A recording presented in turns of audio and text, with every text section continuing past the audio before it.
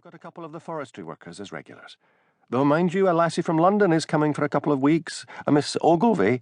She phoned this morning."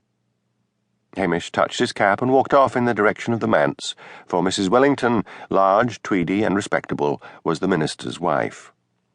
Mrs. Wellington was pulling up weeds in her garden. She straightened up when she saw Hamish. "I've just heard you had one of their letters." Hamish fixed her with a gimlet stare to distract her from the sight of his dog urinating against the roots of one of her prize roses. "Why didn't you phone the police station?" She looked flustered. "It was nothing but a spiteful piece of nonsense. I threw it on the fire." "I can do with all the evidence I can get," said Hamish severely. "Now you've got to tell me what was in that letter. Furthermore, I've never known you to light a fire before the end of October." Mrs. Wellington capitulated. "Oh, very well. I'll get it. Wait there, and keep that dog of yours away from my flowers."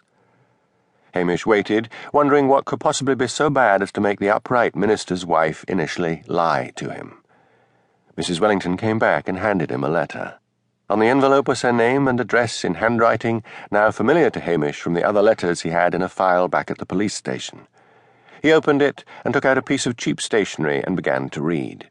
Then he roared with laughter. For the poison pen letter writer had accused Mrs. Wellington of having an adulterous affair with the Lochdubh policeman, Hamish Macbeth.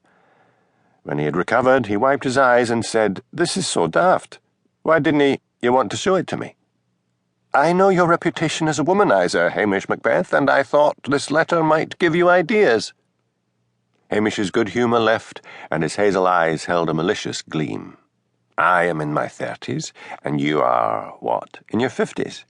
Don't you think you are suffering from a wee bit of vanity?" Her face flamed. "There are winter-summer relationships, you know. I read about them in Cosmopolitan, at the dentist's, and when I was in the cinema with my husband the other week, a young man on the other side of me put a hand on my knee." "Michty me," said Hamish. "What happened when the lights went up?" "He had left by that time," said Mrs. Wellington stiffly, not wanting to tell this jeering policeman that during a bright scene on the screen the young man had leant forward and looked at her and fled. "And I am not a womanizer," pursued Hamish. "Oh, no. You broke off your engagement to poor Priscilla, and since then you've been playing fast and loose." "I'll take this letter with me," said Hamish, suddenly weary. "But rest assured, I have not the designs on you. Not now, not ever." Back at the police station, he added the letter to the others in the file. There was a knock at the kitchen door. He went to answer it and found Elspeth Grant, the local reporter and astrologer for the Highland Times, standing there. She was dressed in her usual mixture of thrift shop clothes, old baggy sweater, long Indian cotton skirt, and clumpy boots. "What brings you?" asked Hamish. "I haven't seen you for a while." "I've been showing the new reporter the ropes." "Pat Malone," said Hamish, "the attractive Irishman." "Yes, him, and he is attractive. Are you going to ask me in?" "Sure." He stood aside.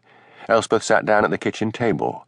The day was misty, and drops of moisture hung like little pearls in her frizzy hair. Her large grey eyes, gypsy eyes, surveyed him curiously. He felt a little pang of loss. At one time, Elspeth had shown him that she was attracted to him, but he had rejected her, and by the time he had changed his mind about her, she was no longer interested. "So," began Elspeth, "I hear Mrs. Wellington got one of those letters." "How did you learn that?" "She told Nessie Curry, who told everyone in Patel's grocery." "What on earth was in it?" "Mind your own business." "All right, copper. What are you doing about these letters? They're weird and wild in their accusations, but one day one's going to hit the mark, and there'll be a death. Haven't you asked for a handwriting expert?" "Oh, I've asked headquarters right enough, but it is always the same thing. Handwriting experts cost money. The budget is tight. It's just a village storm in a teacup and will soon blow over. That's what they say." Hamish's Highland accent always became more sibilant when he was excited or upset. "So I sit on my bum, collecting nasty letters." "There is something you could do, and I'll tell you if you make me a cup of tea."